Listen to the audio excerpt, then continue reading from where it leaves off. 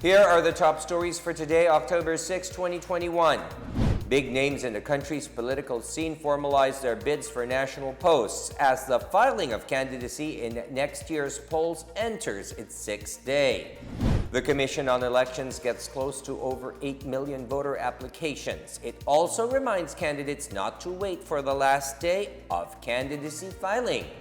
Malacanang says Filipinos enjoy freedom of speech under the current administration, saying President Rodrigo Duterte never curtailed this right of the people.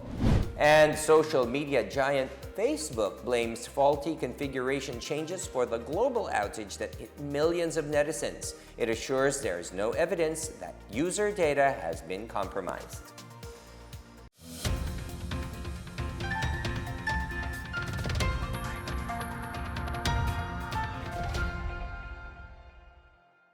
Good day, I am William Theo. Welcome to the PNA Newsroom.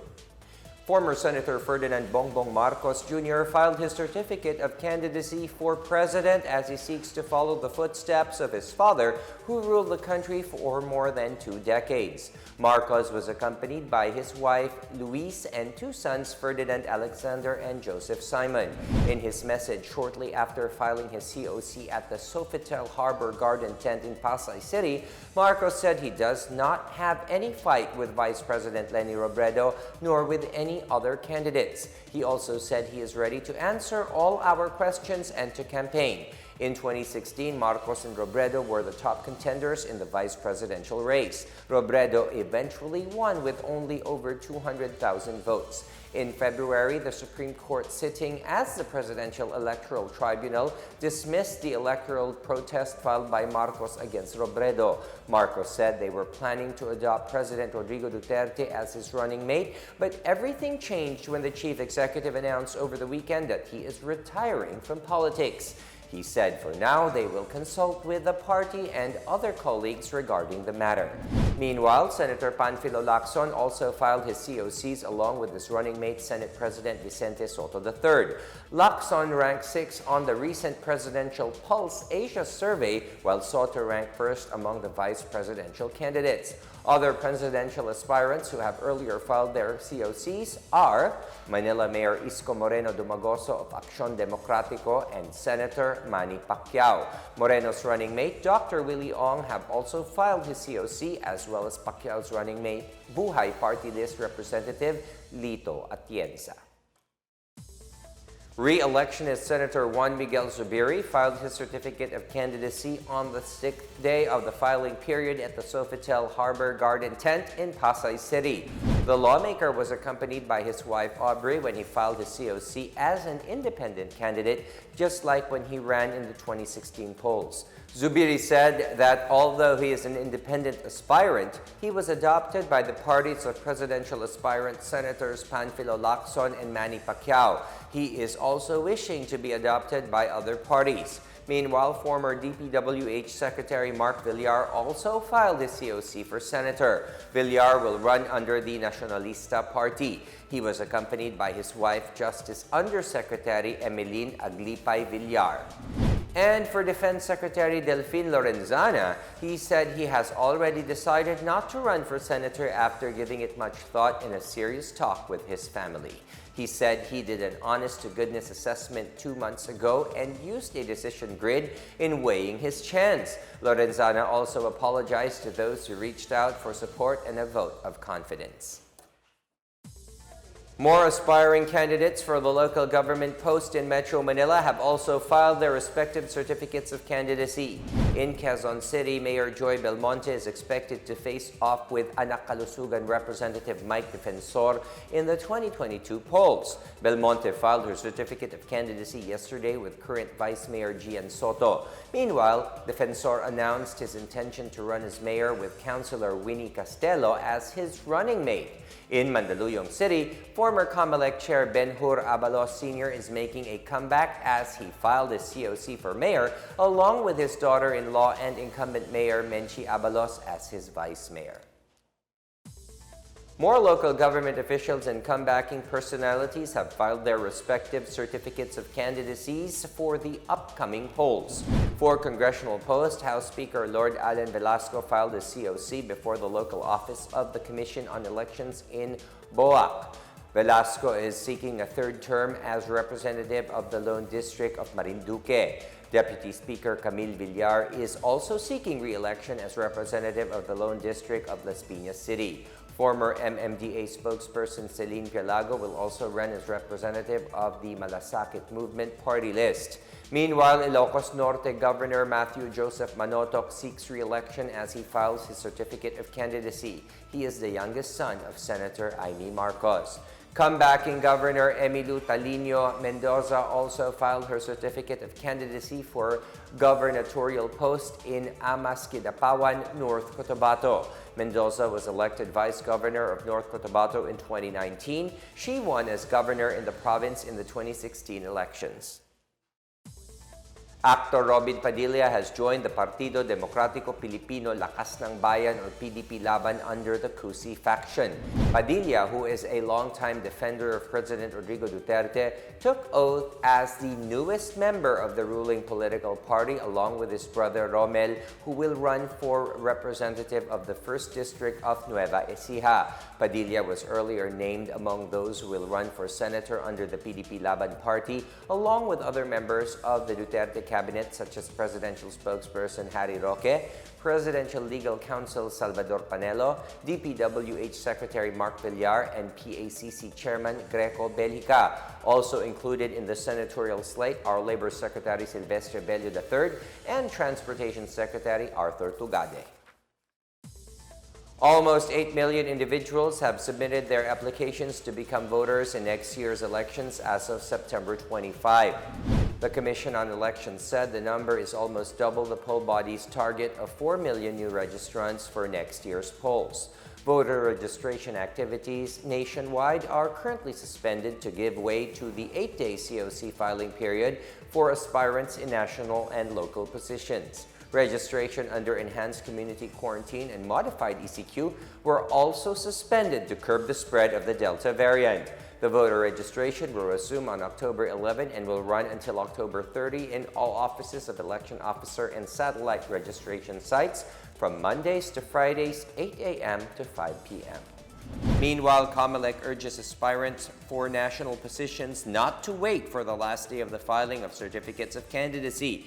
Comelec Commissioner Antonio Cos said he is hoping that candidates will file today until tomorrow, as it will give them more time to submit other lacking documents until Friday.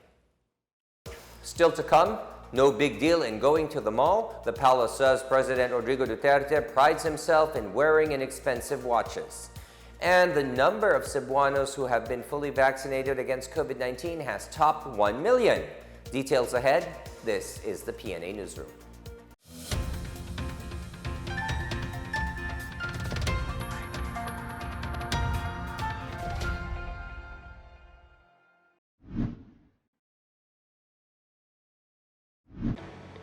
Mga kabida, importante pa rin ang disiplina sa pag-iwas sa pagkalat ng COVID-19. Upang masiguro ang kaligtasan ninyo at inyong mga pamilya, hanapin ang safety seal sticker sa inyong pupuntahan. Mapamall man ito, kainan, pasyalan, o kahit na anumang public o private business establishment. Ang safety seal ay tanda na ang isang establishment ay sumusunod sa minimum public health standards ng gobyerno upang maiwasan ang pagkalat ng COVID-19. Ating tandaan, bida ang may tatak. #SafetySeal para sa ligtas na pamilya, ligtas na bayan.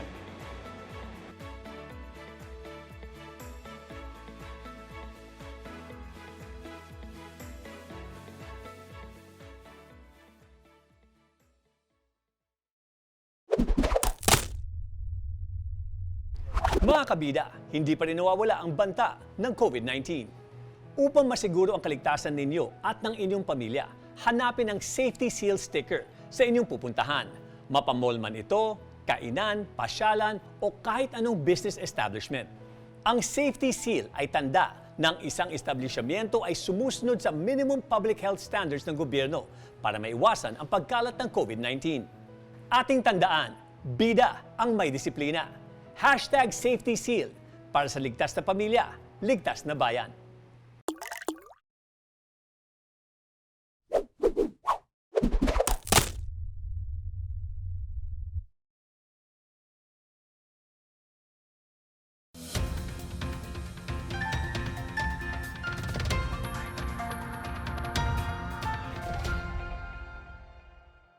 Malacanang defended President Rodrigo Duterte from criticisms and insinuations made by Senator Richard Gordon, all because he went for a stroll in a mall. Gordon took a swipe at Duterte and Senator Christopher Lawrence Bongo for visiting stores selling high-end watches in Greenbelt 5 in Makati City on October 2. The senator implied that the president bought a high-end watch. Presidential spokesperson Harry Roque, however, said the president prides himself in wearing inexpensive watches. He noted that the president passed by the watch stores purely by chance and that he personally knew a sales lady there. He also said Duterte decided to check on the state of industries and businesses, which were among the sectors hardest hit by the prevailing health crisis. Meanwhile, for his part, Go said there was nothing wrong with Duterte visiting the mall, adding that he merely wanted to unwind since the COVID-19 pandemic has restricted his movement. Go confirmed that he and Duterte went to Greenbelt for a quick shopping trip and entertained mall-goers who were trying to get a photo with the president. Go filed his certificate of candidacy for vice president at the Sofitel Harbor Garden tent in Pasay City that day. Duterte's recent visit to Greenbelt came amid the prevailing COVID-19 pandemic. Go said Duterte is excited to become an ordinary citizen after he steps down from office next year. Filipinos are free to criticize President Rodrigo Duterte's administration as Malacanang assured that everyone can enjoy exercising free speech in the Philippines. Presidential spokesperson Harry Roque said the president believes in freedom of speech and free marketplace of ideas. He emphasized that as a public official, the chief executive has not filed a libel case against his critics. He added that Duterte does not mind being criticized so long as he is fulfilling his mandate. The latest social weather station survey showed an improvement of net personal freedom to speak freely, even against President Duterte, from +5 in May 2021 to +18 in June 2021. 45% of 1,200 Filipinos expressed confidence that they can say anything they want, even if it is against President Duterte. Only 27% are afraid to speak against Duterte, while the other 27% were unsure on the matter. Malacanang interprets the results of Pulse Asia's latest survey about several pressing issues in the country as indication that the Duterte administration has shown decisive and compassionate leadership. Presidential spokesperson Secretary Harry Roque made the statement regarding Pulse Asia's September poll on the administration's performance on select national issues. The survey revealed that the government earned high net approval scores, particularly on fighting criminality, helping calamity-hit areas, protecting overseas Filipino workers, promoting peace, and assisting those who lost their livelihood and jobs because of the COVID-19 pandemic. Roque acknowledged that the poll results reflect the present economic situation in the country, with 23.3 million workers being affected by the heightened quarantine measures imposed amid the pandemic. Nevertheless, he said the government is exhausting all efforts to create more job opportunities through its Ingat Buhay para sa Hanap Buhay campaign. He added that the government is ramping up its vaccination drive and implementing localized lockdowns in COVID-19 hotspots. And in Cebu province, more than 1 million residents have been vaccinated against COVID-19, a milestone which is expected to translate to 390 billion peso full-year boost to the local economy. Visayas Vaccination Operations Center Chairperson Dr. Mary Jean Loreche said about 1.128 million individuals in the province have received their first dose, while those fully vaccinated have reached 1 million as of Monday. Edmund Liu, Project Balikbuhay chairman, said the milestone in Cebu's vaccination since the rollout started in March this year would mean a boost to the efforts to recover the local economy. As of 2020, Cebu has estimated per capita income of around 390,000 pesos average income per year. He said this market of 1 million fully vaccinated Cebu residents would translate to a total of spending capacity of 390 billion pesos per year. As of October 4, Mandaue City topped other localities in reaching population protection as it fully inoculated 60% or 170,000 individuals who are eligible for vaccination.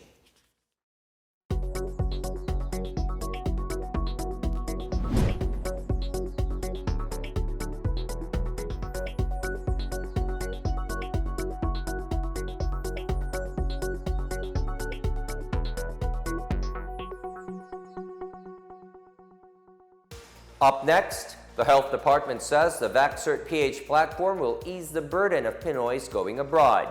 And Facebook says faulty configuration changes resulted in Monday's global outage, hitting millions of subscribers. Back after a quick break, stay with the PNA Newsroom.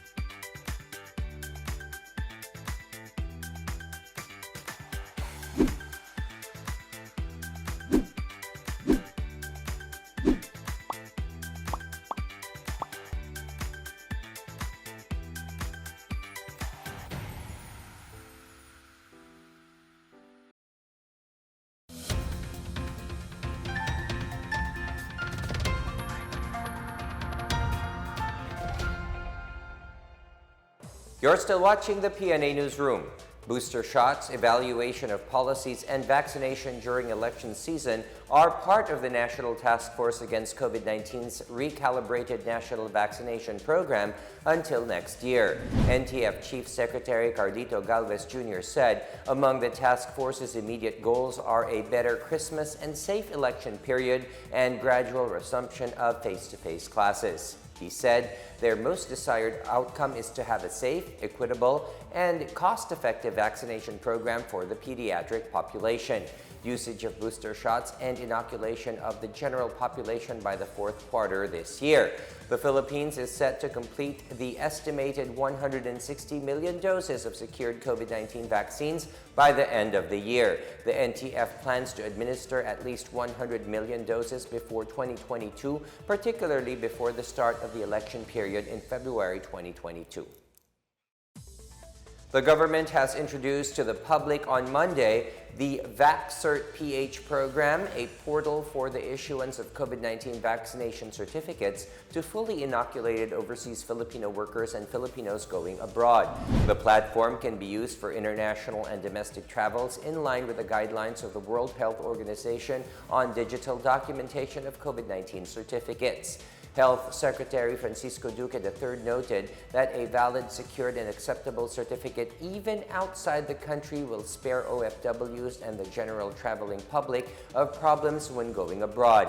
He requested the local government units to always update the list of their constituents who have been vaccinated. The VaxCert PH will soon be launched nationwide. Meanwhile, about 232,000 individuals who have applied for vaccination certificates through the VaxCert PH platform have received their certificates. Interior Secretary Eduardo Año said this is equivalent to 63% out of a total 368,000 individuals who have filed their applications. Año said applying for a COVID-19 vaccination certificate is free of charge. Fully vaccinated persons can easily register through the VaxCert PH website. The town of Dingalan in Aurora, which used to be known as a hotbed of insurgency, has been declared free from rebel presence and atrocities. The documents supporting the declaration were signed on Monday by Mayor Sherwin Taay together with Vice Mayor Edgardo Galvez and members of the Sangguniang Bayan. Taay thanked the Philippine Army, which he said are committed to its mandate of helping his townmates and the province achieve peace and prosperity. He said development will always depend on the attainment of peace as a result of the whole-of-nation approach of President Rodrigo Duterte. Dingalan is the second local government unit in this province declared insurgency-free. San Luis was first declared as an area with stable internal peace and security in August. In our news overseas, Facebook apologized following the outage that affected its app services and hit users worldwide for almost 6 hours. The social media company announced on Tuesday that the global outage was caused by faulty configuration changes on the backbone routers. Facebook assured that there was no evidence that user data was compromised. It said it would study the issue to make its infrastructure more resilient. Facebook, Instagram, and WhatsApp saw outages earlier worldwide according to the Down Detector website that tracks internet service outages.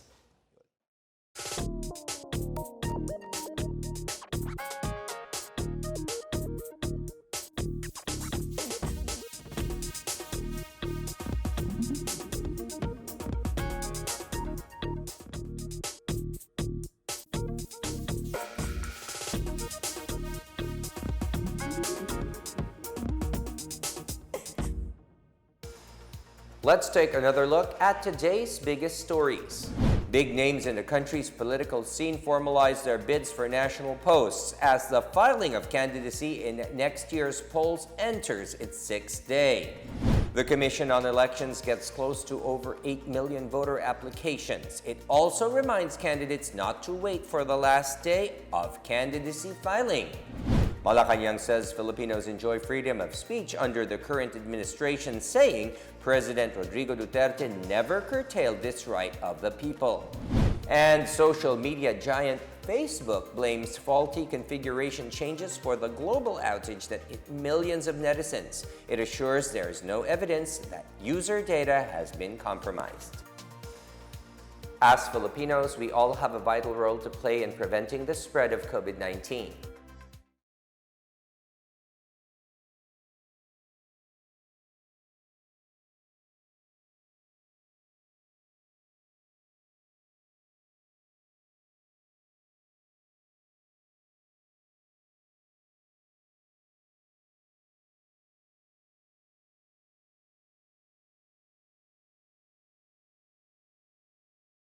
Thank you for watching another episode of the PNA Newsroom. For more news content, check our webpage or log on to the Philippine News Agency's Facebook and Twitter accounts. For more stories about the government and how it serves Filipinos, look for these hashtags in all of our social media platforms and websites. We are shown on the pages of the PCOO and its attached agencies. Also watch us on television on PTV4 and IBC13. And it is exactly 80 days more to go before Christmas.